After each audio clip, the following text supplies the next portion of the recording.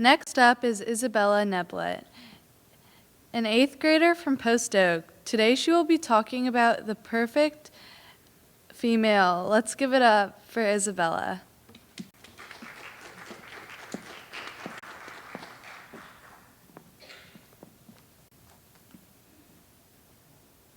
Hi. As you guys already know, my name is Isabella Neblett, and I'm here for a reason. This reason is how adolescent females have been impacted by the media's version of, well, perfection. Perfection is something that all girls seek, and at first glance, it's not exactly something to be worried about. But as one digs further into what exactly perfection is for the everyday teen, one would be shocked and probably devastated at the results.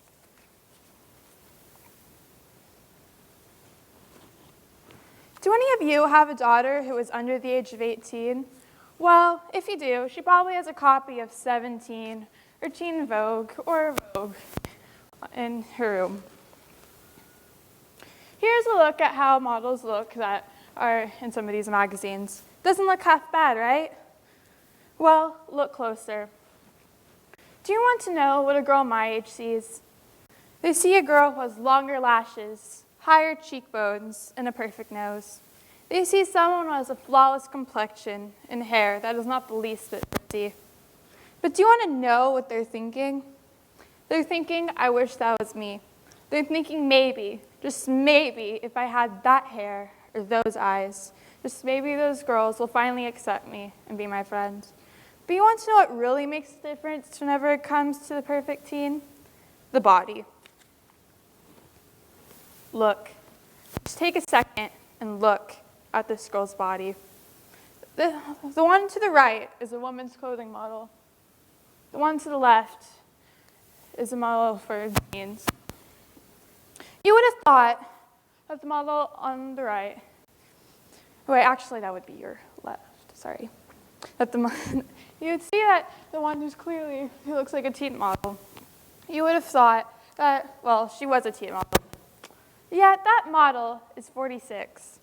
Maybe it's just me, but doesn't that seem a bit messed up? The worst thing is, this is what your child can find around their daily household. Anorexia is a mental disease in which people try to starve themselves for unknown reasons. Usually, the reasoning is to become thinner.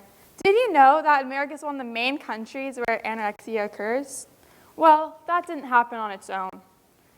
And yet the media encourages this indirectly by giving girls standards that are almost impossible to live up to. A study was created to see how many American girls at the age of 13 were unhappy with their bodies, and the result was 53%.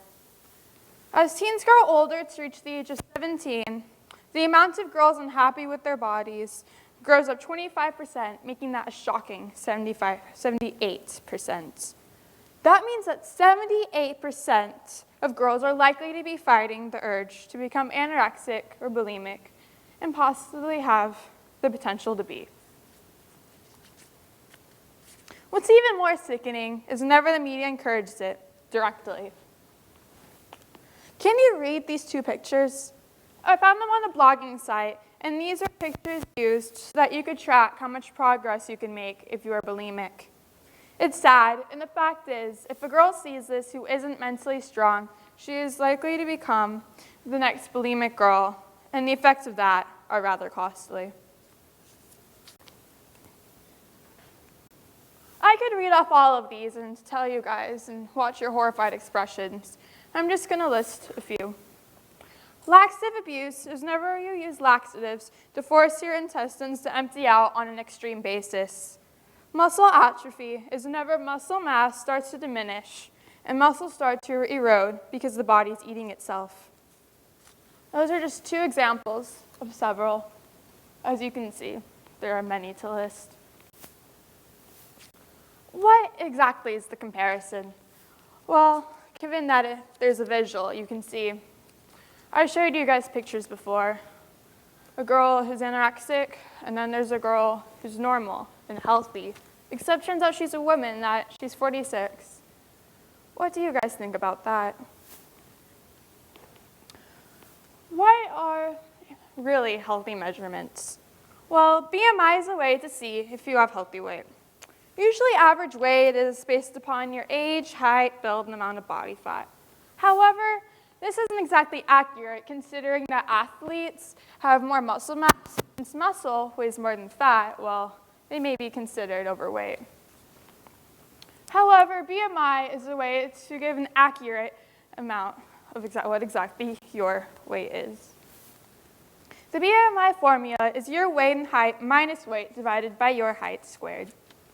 There is a website that allows you to check this using BMI, as you guys can see. It gives pretty much you information about yourself that it requests, and it gives you a graph that shows you whether you're underweight, a healthy weight, and overweight, and gives you tips on how to help this. What exactly is too much hair, and what are the effects of this? Well, as we girls know, and as women here do as well, puberty means more hair, and honestly, we all know about that. Since puberty happens from 9 to 10, it's normal for girls to request to get rid of hair in their legs, underarms, mustache, eyebrows. Because often girls are teased because of if they have hair here. And since they're at that age from 9 to possibly my age, 13, that's normal, and also it's personal hygiene. However, the results of this are not. A mother forced her 6-year-old daughter to get her back waxed, even though she did not want to. This has been happening more in recurrence.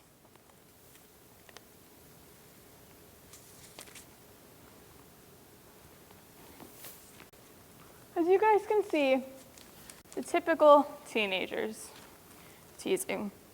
First of all, let's talk about the hair. Redheads. It's exactly, there's always been the common catchphrase, gingers have no soul. Well, I think it's rather sad that people with red hair are teased for a simple misunderstanding. And then there's always the dumb blonde issue. I looked this up, and there was actually no real basis behind it. And whenever I did find stuff about it, it was mainly stuff saying it wasn't true and how unfair that it was. And then there were stories from blondes themselves saying how much it hurt them. I looked up on Instagram the tag, Number Little Things. Little Things is a song by One Direction that basically says that all of your imperfections make you beautiful. Girls have been writing down their top insecurities and tagging them under Number the Little Things. I found out the main two were stomach and thighs. Because of different girls' bone structures, we all look different. However, I'm going to give an example of the thigh ones. When I was younger, I used to think I was fat because of my thighs, but at the end of the day, your thigh is going to have to reach the end of your bone. My thigh is not going to end here because, well, life doesn't work that way. If girls realized that, maybe like me, it would be better. And I find that most physical insecurities can be cured by a simple realization. Another thing, I remember when I was younger, if you were over 70 pounds, the girls wouldn't let you use the swings. It hasn't gotten any better today. I remember being the tallest girl by at least 4 inches, and the other girls thinking I was fat because I weighed 10 pounds more. I remember being teased for my weight and by other girls, but I knew they were ignorant, and I knew I was much taller than them, so I didn't really mind. But for other girls, this is not exactly the case. One example is that one girl in the UK skipped 6 months of school because the bullying had gotten so bad it had become physical. Girls who were considered too skinny were teased too. I found in one case, a girl had been teased for being too fat, and as a result, she lost the weight and became skinny. Rather sadly, turns out that in the end, she realized that she was teased more now that she was skinny than she had been whenever she was fat. Whenever people think of being teased for physical appearance, they're probably thinking that it's because someone is not good looking, or they're fat, or they're too skinny. But at the end of the day, pretty girls are teased too. Pretty girls were teased, saying that they used their beauty foolishly, weren't good enough to be pretty, and stuff like that. Well, you want to know what the result of this is? The result is people like Jade Stringer from the UK, who hung herself after months of being bullied for being pretty. And then there's always the more commonly known, the opposite side of the spectrum, with girls who are not exactly the prettiest in the world. I read on a blog about one girl's case. She's 25 now. But ever since she was 12, she was made fun of for being ugly and chubby. In high school, she became thin in order to try to get rid of this teasing. However, it just got worse. The year she ended high school, and for 6 years after that, she would only go outside in the nighttime. And even then, she put her head down and wear a hoodie because she was afraid of being teased for her ugliness. At 24 years old, she realized that it's okay if we're not the prettiest girl in the world. But you want to know what still lasts? She's 25 now, and she still thinks she's ugly from all those years ago.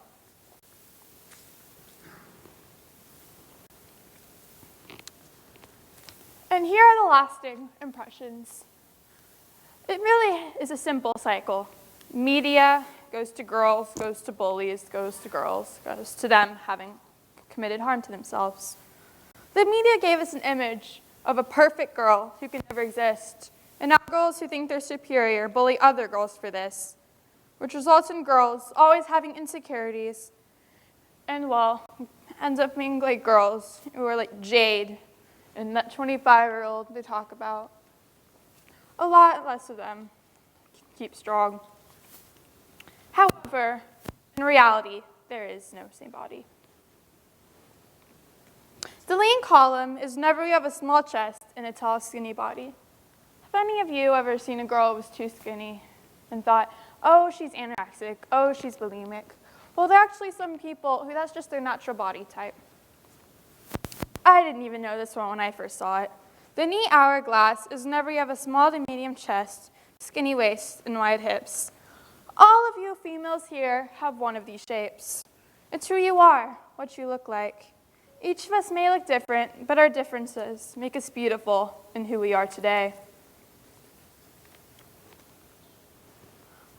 You can smile if you want. I smiled and I saw it too.